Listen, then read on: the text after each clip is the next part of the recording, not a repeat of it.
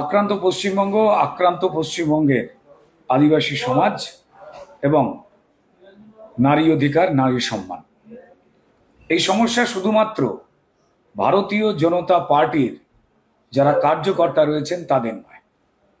তারা যাদের জন্য লড়াই করছেন, যে মানুষ শান্তি চাইছে, লুটপাটহীন একটা রাজত্ব চাইছে, যে নারীরা নিজেদের মতো করে বাঁচতে চাইছেন, সম্মান চাইছেন, এই মাটির যারা আদি মানুষ, আদিবাসী জনজাতি সমাজ যারা বড় হতে চাইছেন, এই দেশকে শক্তিশালী করবার জন্য অবদান রাখতে চাইছেন, তাদের বিরুদ্ধে কার্যত যুদ্ধ ঘোষণা করেছেন মমতা বন্দ্যোপাধ্যায় এবং তার দল।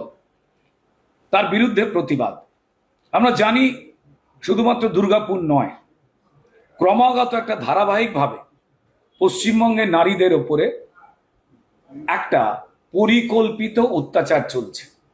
মুখ্যমন্ত্রী নিদান দিচ্ছেন ওই ইসলামিক দেশগুলোতে যেভাবে নারীদের বোরখার ভেতরে ঢুকিয়ে ফেলা হয়, যেভাবে তাদের যাবতীয় অধিকার থেকে সরিয়ে রেখে দেওয়া হয়, ঠিক তেমনি তার গলায় শোনা যাচ্ছে মেয়েদের রাতের পর বেরোনো যাবে না।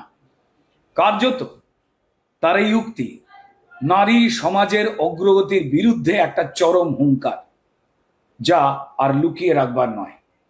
তার সঙ্গে সঙ্গে আমরা দেখতে পেয়েছি যে আমাদের ভারতীয় জনতা পার্টির দুবারের সম্মানীয় সাংসদ, আদিবাসী এবং জনজাতি সমাজের প্রান্তিক সমাজের মানুষ শ্রদ্ধেয় খগেন মুর্মু ত্রাণের জন্য দুর্গত মানুষের পাশে দাঁড়াতে যাওয়ার পরিণাম হিসেবে পুলিশের সহযোগিতায় বা নিষ্ক্রিয়তায় এবং তৃণমূলী লুম্পেনদের দ্বারা কিভাবে অঝরে তার রক্ত ঝরল। তাই রক্তাক্ত পশ্চিমবঙ্গ। আর এই রক্তের স্রোত যে পশ্চিমবঙ্গের সাধারণ মানুষ যারা এখনো চুপ করে রয়েছেন, এখনো ভাবছেন যে আমি এগোবো কিনা, তার ঘরের দিকে এই স্রোত বয়ে যেতে বাধ্য।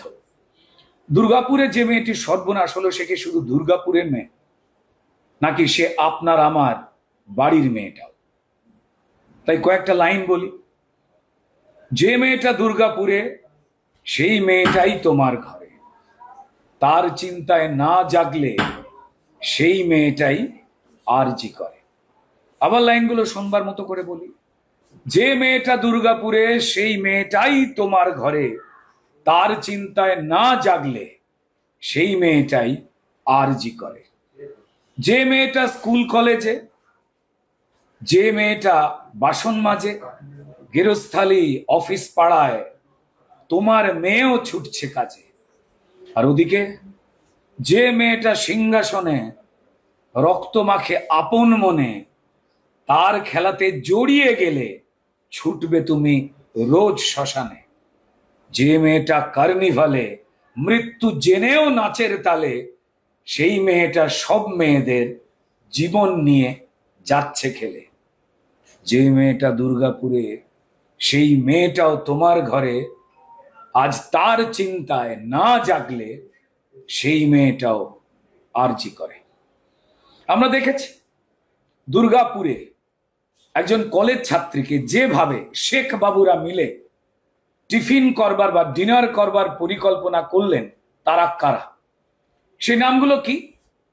শেখ রিয়াজ উদ্দিন, শেখ ফিরদৌস, শেখ শফিকুল এবং তাদের পান্ডা শেখ নাসির উদ্দিন, আর সঙ্গে অপু বারুই বলে একজন। কারাই মেজরিটি? তারা কিসের সাহস আর কিসের প্রশ্রয় পাচ্ছে? দুধেল গাইরাই তাদের যাবতীয় ইচ্ছা চরিতার্থতা করবেন, কারণ তাদের নেত্রী পিতৃপক্ষে মাথায় অদ্ভুত রকম ভাবে কাপড় পরে, মানুষ বলছেন নাকি হিজাবের মতো কাপড় পরে তিনি দুর্গাপুজো উদ্বোধন করছেন। তিনি মৃত্যু নিয়ে খেলছেন, রক্ত নিয়ে খেলছেন। দুর্গাপুজোর আগে যখন প্রশাসনিক ব্যর্থতায়, মমতা বন্দ্যোপাধ্যায়ের প্রত্যেকটি ডিপার্টমেন্টের ব্যর্থতায় 11টা জীবন যখন চলে গেল, তখন তিনি নাচ করছেন ডান্ডিয়া। মানবতার বিরুদ্ধে এত বড় আঘাত সারা পৃথিবীতে দেখতে পাওয়া যায়নি। এখানেই তিনি থামলেন না। ঠিক দুর্গাপুজোর পরে হিন্দু ধর্মের কোনো ঘোষিত অনুষ্ঠান নয়, তাকে তুষ্ট করবার জন্য তিনি ঝলমলে এবং আলোকিত হবেন মানুষের ট্যাক্সের টাকায়। কার্নিভাল নামক একটি খেলায় তিনি মত্ত রইলেন যখন উত্তরবঙ্গে ২৬ জন আমাদের ভাই বোন মানুষ তারা বিপর্যয়ে মৃত হয়েছেন। মৃত্যুর খবর শুনে যেমন সম্রাট নীরো বাজনা বাজাচ্ছিলেন, ঠিক তেমনই আমাদের রাজ্যের সম্মানীয় মুখ্যমন্ত্রী কিছু পারিষদদের নিয়ে কিছু ভয় দেখানো, জীবিকা কেড়ে নেওয়া হবে সেইরকম ঘোষণা দিয়ে জড়ো করা কিছু শিল্পী, লেখক, কবি তাদের নিয়ে তিনি বিভিন্নভাবে নৃত্য করলেন। ভাবুন তো, আপনার বাড়িতে, আপনার সমাজে, আপনার পাড়ায়, আপনার প্রতিবেশী, আত্মীয় স্বজন যদি কারুর কোনো রকম বিয়োগের খবর আসে, কোনো মানুষ যার মানবিকতা রয়েছে, হৃদয় রয়েছে, তিনি পারবেন তালে তালে নৃত্য করতে? নাচের বিরুদ্ধে আমরা কেউ নই, নাচ ভালো, কিন্তু যখন পরিবারের মানুষ চলে গেছে তখন প্রশাসনিক প্রধান যিনি এই রাজ্যের অভিভাবিকা তিনি নৃত্য করছেন? নাকি উত্তরবঙ্গের মানুষকে যে বঞ্চনায় তিনি বারবার ফেলেছেন, যেভাবে এইমসের চিকিৎসার জন্য জমি দেননি বারবার, যেভাবে বাজেটে উত্তরবঙ্গের মানুষের জন্য কিছুই বরাদ্দ করে না, যেখানে জনজাতি, উপজাতি, বিভিন্ন পিছিয়ে পড়া বর্গের মানুষ রয়েছেন যাদের কথা তিনি ভাবেনই না, তাই তারা তার প্রতি ভোটের সমর্থন দিতে চান না বলে ব্যথায় তাদের বিরুদ্ধে এত রাগ, তাই এই মরণ নাচন। জানি না, এই চরম আঘাত।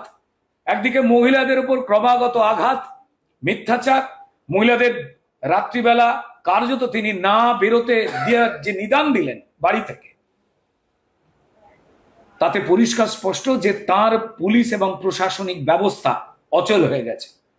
সম্মানীয় মুখ্যমন্ত্রী তিনি যদি নৃত্যশিল্পী হয়ে উঠতে চান, কারুর কোনো আপত্তি নেই, ভালো। তো তার মানে তিনি প্রমাণ দিচ্ছেন যে তার মন এখন নৃত্যের দিকে রয়েছে, কারণ তিনি প্রশাসনিকভাবে নিজের ব্যর্থতা প্রমাণ করেছেন। একজন নারী হিসেবে তিনি নারীদের সন্ধ্যেবেলার পর বেরোবার বিরুদ্ধে কার্যত তোপ দাগলেন এবং তারপর নিজেরই বাক্যের বিরুদ্ধে নিজেই নানা রকম যুক্তি খাড়া করার চেষ্টা করলেন।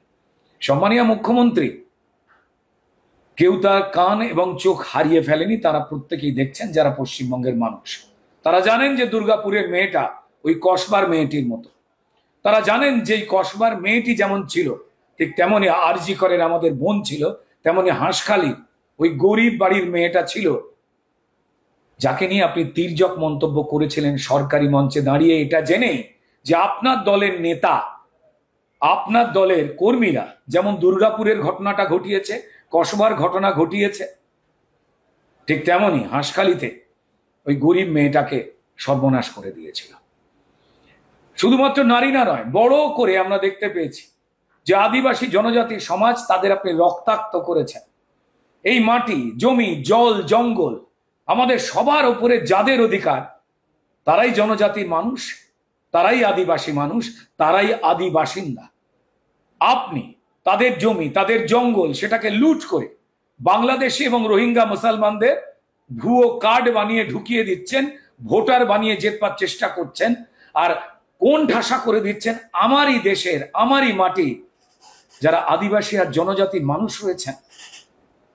খগেন বাবুকে রক্তাক্ত করেছেন, তার আগে আমাদের সম্মানীয় রাষ্ট্রপতি দ্রৌপদী মুর্মুর উদ্দেশ্যে আপনি, আপনার দল, অখিলগিরি তারা কিভাবে ঘৃণ্য মন্তব্য করেছিল জানি না। অন্য কোনো দেশ হলে হয়তো তিনি সূর্যের আলো দেখতে পারতেন না দেশের নিয়ম অনুযায়ী। তাই কার্যত আপনি আদিবাসী সমাজের বিরুদ্ধে দাঁড়িয়ে গেছেন। আদিবাসী সমাজ অত্যন্ত সৎ, তারা কোনোদিন প্রতিশোধ স্পৃহা নিয়ে ঘোরে না, কিন্তু যখন তারা কোণঠাসা হয়ে পড়ে তখন তারা বাধ্য হয়ে নিজের মাটি, নিজের জল, জঙ্গল, জমির জন্য যা আপনি বিদেশিদের দিয়ে কার্যত দখল করে ভোটের জয় বলবো না, এটাকে লুট বলবো, তার চেষ্টা করছেন, তার বিরুদ্ধে গর্জে উঠছেন। এই জল জঙ্গল মাটির মালিক, এই জল জঙ্গল মাটির মালিক আমার আদিবাসী, এই জল জঙ্গল মাটির মালিক আমার আদিবাসী। সেই মাটি আজ রোহিঙ্গাদের কিংবা বাংলাদেশি। লুঠের নেশায় খগেন মারেন, লুঠের নেশায় খগেন মারেন, বাংলা দেখে রক্ত, আদিবাসীর রক্ত ম্যাডাম, হজম বড়ই শক্ত। তৈরি থাকবেন, প্রস্তুত থাকবেন।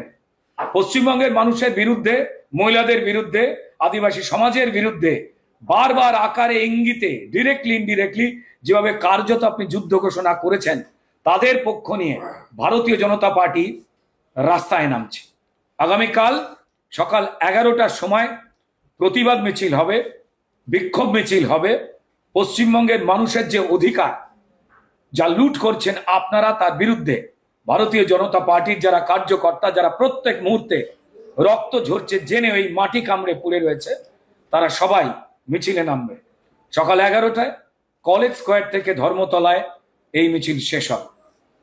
প্রত্যেকটি মানুষের কাছে আবেদন জানাচ্ছি, যারা এই লুম্পেন সরকারের বিরুদ্ধে, যারা মহিলা সম্মান তার বিরুদ্ধে কার্যত যুদ্ধ ঘোষণা করেছে এই সরকার, এই দল, যারা আরজি করে জাস্টিস চাই বলে মহিলারা মিছিল করলে তাদের নামে অশ্লীল পোস্টার মারবার ঘোষণা দেন, নিদান দেন, যারা আদিবাসী সমাজকে, জনজাতির সমাজকে বারবার ছোট করেন, তাদের বিরুদ্ধে যদি আপনার মানবিকতা বোধ বেঁচে থাকে, যদি এই ঘটনাকে আপনারা বিরুদ্ধাচারণ করতে চান যা তৃণমূল ঘটাচ্ছে, তো তাহলে এই মিছিলে আপনারাও জড়ো হন, কারণ লড়াই পশ্চিমবঙ্গের মানুষের।